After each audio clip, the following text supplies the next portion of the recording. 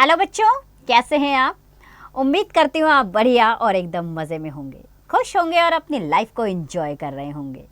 बिल्कुल जी, खुश रहिए, स्वस्थ रहिए, मस्त रहिए, यही जीवन जीने का अलग अंदाज होता है। देखिए, जब हम खुश होते हैं तो हम हर कार्य को निपुणता से करते हैं और हमारे शारीरिक और मानसिक विकास भी बहुत बेहतरीन तरीके से होता है। तो बच्चों, मैं आपकी अध्यापिका मंजू तिवारी आज आपको हिंदी पढ़ाऊंगी। हिंदी जो बहुत ही इंटरेस्टिंग सब्जेक्ट है, एक अहम विषय जिसमें आप शिक्षाप्रद कहानियाँ, कविताएं और संवाद, पत्र, निबंध, इससे आपका परिचय होता है जो आपको जीवन में विकास की दर को बढ़ाने में मदद करते हैं। तो चलिए बच्चों, शुरू करते हैं। तो चलिए सबसे पहले पाठ की प्रस्तावना जान लेते हैं। बच्चों, प्रस्तुत पाठ में पेड़ हमसे बिना कुछ मांगे इतना सब कुछ कह देते हैं कि हमारा जीवन सुचारू रूप से चलता रहता है। कम से कम इतना तो उत्तरदायित्व हमारा भी बनता है कि हम इनकी देखभाल करें। तो आइए अध्याय के माध्यम से जानें कि आखिर पेड़ क्या कहना चाहते हैं। अमरूद, नीम और पीपल के पेड़ बरगद दादा के पास जाते हैं। कौन कौन से पेड़? अमरूद, नीम और पीपल के पेड़ बरगद दादा के पास जाते हैं।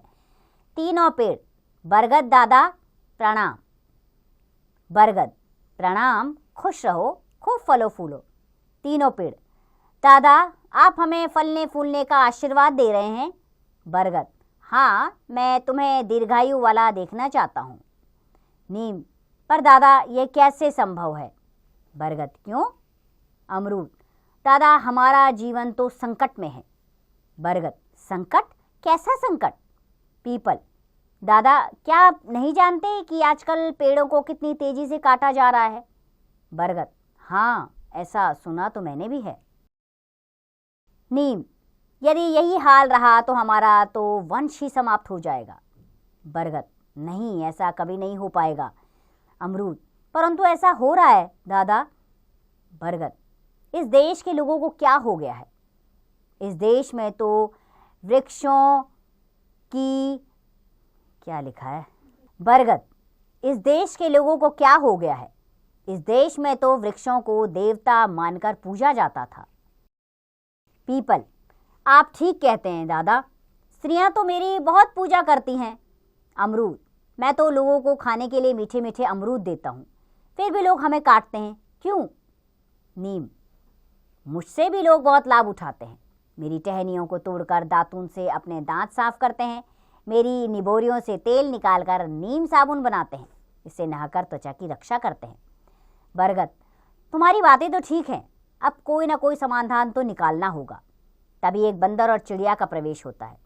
बंदर, बरगद दादा मुझे अपने ऊपर रहने का स्थान दीजिए। बरगद, क्यों? तुम जिस पेड़ पर रहते थे उसका क्या हुआ? बंदर, उसे तो लोगों ने काट डाला, अब मैं कहाँ रहूँगा? चिड़िया, वृक्षों के ना रहने पर मैं कहाँ बैठकर गाऊंगी? बरगद, यह तो बहुत बुरा हो रहा है। वृक्षों के काटने से तो सारा वन्य जीवन एवं वातावरण प्रदूषित हो जाएगा। लोगों को सांस लेने तक के लिए स्वच्छ वायु नहीं मिल पाएगी। उसी समय 3 बालक अभिषेक, रोहित तथा गौरव प्रवेश करते हैं। अभिषेक, इस धूल और धुएं से मेरा दम घुटा जा रहा है। रोहित, कहीं भी पेड़ों की छाया दिखाई नहीं दे रही। गौरव, आओ हम सब मिलकर बरगद दादा की छाया में बैठे। तीनों, हाँ, यहाँ थोड़ी ठंडक है। अभिषेक, मुझे ये हरे भरे वृक्ष बहुत अच्छे लगते हैं, ये वातावरण को शुद्ध बनाए रखते हैं। रोहित, कल मेरे दादाजी बता रहे थे कि वृक्षों में भी जान होती है, वह भी सांस लेते हैं। गौरव, मैंने पढ़ा है कि वृक्ष हमारे लिए ऑक्सीजन छोड़ते हैं ताकि हम सांस ले पाएं। बरगद, बच्चों, पर कुछ स्वार्थी लोग वृक्षों को काटकर वातावरण को प्रदूषित कर रहे हैं। बरगद, बच्चों, पर कुछ स्वार्थी लोग वृक्षों को काटकर वातावरण को प्रदूषित कर रहे हैं। ये सभी पेड़ उसी कारण दुखी हैं। तीनों बच्चे, पर हम उन्हें ऐसा नहीं करने देंगे। बरगद, भला तुम उन्हें कैसे रोकोगे? अभिषेक, पहले तो हम उन्हें समझाएंगे, यदि वे ना माने तो हम पेड़ों से चिपक जाएंगे। गौरव, बरगद दादा, आपने चिपको आंदोलन के बारे में तो सुना ही होगा। बरगद, यह नाम तो मैंने सुना है, पर यह है क्या? रोहित, उत्तराखंड में यह आंदोलन चल रहा है। वहाँ लोग पेड़ों को बचाने के लिए उससे चिपक जाते हैं। इससे पेड़ कटने से बच जाते हैं, सभी पेड़। बच्चों, तुम्हारी बातों से हमारे अंदर आशा की किरण फूटी है। बरगद, बच्चों, तुम अपना काम शीघ्र शुरू कर दो। सभी बच्चे गाते हैं, वृक्षों को कटने से बचाएं, वातावरण को शुद्ध बनाएं, नए नए वृक्ष लगाएं, वृक्ष कटे तो हम कट जाएं। और पर्दा गिरता है। तो बच्चों, यह है छोटा सा अध्याय हमें यह संदेश देता है कि हमें पेड़ों को कटने से रोकना होगा, समय रहते रोकना होगा, क्योंकि पेड़ हमारा जीवन है। अगर धरती पर वृक्ष समाप्त हो जाएंगे तो सभी जीवों का, जो भी इस धरती पर रहते हैं, उनका जीवन धीरे धीरे समाप्त हो जाएगा, क्योंकि बिना ऑक्सीजन के हमारा जीवन संभव नहीं है और वो हमें पेड़ों से ही प्रदान होती है और हमारे द्वारा छोड़ी गई कार्बन डाइऑक्साइड पेड़ ग्रहण करते हैं। इसीलिए हमें ऑक्सीजन चाहिए और कार्बन डाइऑक्साइड का नामो निशान हटाना है, तो इन दोनों सूरतों में हमें पेड़ों की आवश्यकता है। हमारे भोजन का इंतजाम भी पेड़ पौधे ही करते हैं। तो कितने लाभदायक हैं ये हमारे लिए, और फिर भी इंसान अंधाधुंध इनकी कटाई में लगा हुआ है। वो स्वयं अपने पैरों पर कुल्हाड़ी मार रहा है।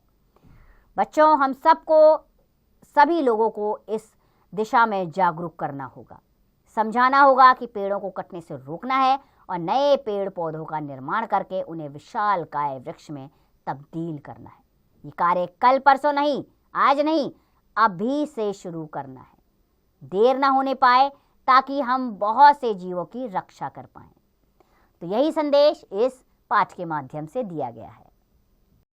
चलिए बच्चों, पाठ में आए कठिन शब्द जान लेते हैं। वे शब्द है दीर्घायु यानी कि लॉन्ग लाइफ यानी लंबी उम्र, वृक्ष ट्री पेड़, संकट प्रॉब्लम यानी मुसीबत, स्वादिष्ट यानी कि टेस्टी अच्छे स्वाद वाले, वंश यानी कि जनरेशन खानदान, समाधान यानी कि सॉल्व यानी समस्या का हल, समाप्त एंड यानी खत्म, प्रदूषित यानी कि पॉल्यूशन दोषपूर्ण गंदा, आशा एक्सपेक्ट यानी कि उम्मीद, स्वच्छ का अर्थ होता है क्लीन यानी साफ, त्वचा यानी कि स्किन जिसका अर्थ है चमड़ी, स्वार्थी अर्थात सेल्फिश यानी कि मतलबी। चलिए, समय आ गया अभ्यास प्रश्नों की ओर बढ़ने का, तो बढ़ते हैं अभ्यास प्रश्न की ओर। सबसे पहले मौखिक प्रश्नोत्तर लेंगे हम। इसमें आपको मौखिक रूप से उत्तर देने हैं, जिसमें क प्रश्न है दादा किस पेड़ को कहा गया है। इसमें दादा बरगद के पेड़ को कहा गया है। ख किसका जीवन संकट में है, वृक्षों का जीवन संकट में है।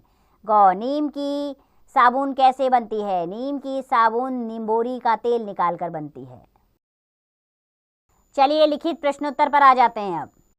इसमें पहला प्रश्न है सही उत्तर के सामने सही का चिन्ह लगाइए। क बरगद दादा ने बच्चों को वृक्षों के बारे में क्या बताया।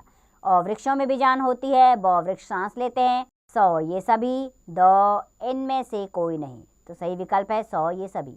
ख चिपको आंदोलन कहाँ चल रहा है। अ बिहार में, ब हिमाचल प्रदेश में, स उत्तराखंड में, द मेरठ में। सही विकल्प है स उत्तराखंड में। ग हम किस पेड़ की टहनी से दातून करते हैं। अ नीम की, ब बरगद की, स पीपल की, द आम की। सही विकल्प है अ नीम की। घ कौन सा पेड़ हमें मीठे मीठे फल खाने को देता है। अ नीम, ब अमरूद, स पीपल, द इनमें से कोई नहीं। सही विकल्प है ब अमरूद। दूसरा प्रश्न बच्चों, रिक्त स्थानों की पूर्ति कीजिए। क मैं तुम्हें डैश वाला देखना चाहता हूँ। मैं तुम्हें फलता फूलता वाला देखना चाहता हूँ। ख हमारा जीवन तो डैश में है, हमारा जीवन तो संकट में है। ग इस देश में तो डैश को देवता मानकर पूजा जाता है, वृक्षों को देवता मानकर पूजा जाता है। ग तभी बंदर और चिड़िया का प्रवेश होता है। ढ इस धूल और प्रदूषण से मेरा दम घुट रहा है। तीसरा प्रश्न है सही कथन के सामने सही तथा गलत के सामने गलत का निशान लगाइए। क तीनों पेड़ बरगद दादा के पास गए थे। सही। ख वृक्षों को देवता मानकर पूजा जाता था। सही। ग नीम की निबोरियों से तेल निकाल कर नीम साबुन बनाते हैं। ये भी सही है। घ उत्तर प्रदेश में चिपको आंदोलन चल रहा है। सही। ड दादाजी ने बच्चों को पेड़ काटने के लिए कहा। गलत। चौथा प्रश्न सही मिलान कीजिए। बरगद, बरगद दादा, देवता वृक्ष, नीम निम्बोरी, मीठे मीठे अमरूद, स्वच्छ वायु। 5वां प्रश्न है बच्चों, निम्नलिखित प्रश्नों के उत्तर दीजिए। इसमें आपको प्रश्नों के उत्तर लिखने हैं। क प्रश्न, वृक्षों को काटने से क्या क्या नुकसान है? वृक्षों को काटने से बहुत नुकसान है। इससे हमें स्वच्छ वायु नहीं मिलेगी, हमारे की भोजन की व्यवस्था नहीं हो पाएगी और सभी जीवों का जो जीवन है वो संकट में पड़ जाएगा। बाकी के प्रश्न हैं बच्चों, जैसे कि हमें वृक्ष क्यों लगाने चाहिए, नीम के पेड़ से हमें क्या क्या मिलता है, वृक्षों को काटने से पशु पक्षियों की कौन सी मुसीबत बढ़ जाती है, चिपको आंदोलन से आप क्या समझते हैं। इन सभी प्रश्नों के उत्तर आप पाठ के आधार पर देंगे, क्योंकि इनके उत्तर सभी पाठ के अंदर मौजूद हैं और स्वयं दीजिएगा इनका उत्तर। चलिए शब्दों का खेल खेलते हैं आप। प्रश्न है, 3 पर्यायवाची शब्द लिखिए, जैसे वृक्ष का तरु, चिड़िया का विहग, वन का जंगल, बंदर का वानर। बाकी के 2 पर्यायवाची आप स्वयं लिखिए। अगला प्रश्न, अशुद्ध शब्दों को शुद्ध करके लिखिए। प्रदूषित में प के नीचे र पदेन के रूप में आएगा, र अपने मूल रूप में नहीं आएगा। आंदोलन में आ आएगा और आ के ऊपर बिंदु आएगी। आशीर्वाद, आशीर्वाद में सौ नहीं आता, शौ आता और शौ में बड़ी की मात्रा और वो के ऊपर रो आएगा। स्वादिष्ट में आधा सौ आएगा और स्वादिष्ट और दो में छोटी की मात्रा और आधा शौ टो। शीघ्र में शौ में छोटी और घ के नीचे र पदेन के रूप में। समाप्त में आधा प आएगा। चलिए चित्रकारी और लेखन करते हैं। प्रश्न है, किन्हीं 2 पेड़ पौधों के चित्र चिपकाकर उनके नाम तथा उपयोग लिखिए। तो चलिए यहाँ पर कोई भी 2 पेड़ पौधों के चित्र आप चिपकाइए, उनके नाम लिखिए और उनका उपयोग, यानी कि वो किस किस काम आते हैं उसके बारे में आपने लिखना है। तो यहाँ पर आप उनके उपयोग लिख देंगे। जरा बताओ। इसमें प्रश्न है बच्चों, निम्नलिखित वाक्यों में से क्रियापद छांट कर लिखिए। क्रियापद यानी कि क्रिया से संबंधित पद। क, हमारा जीवन संकट में है, इसमें है क्रियापद है। ख, हमारा वंश समाप्त हो जाएगा क्रियापद है। ग, लोग मेरी पूजा करते रहे थे, तो करते रहे हैं ये क्रियापद है इसमें। ग, मेरा दम घुटा जा रहा है क्रियापद है। ड, लोग पेड़ों से चिपक जाते हैं, तो इसमें जाते हैं क्रियापद है।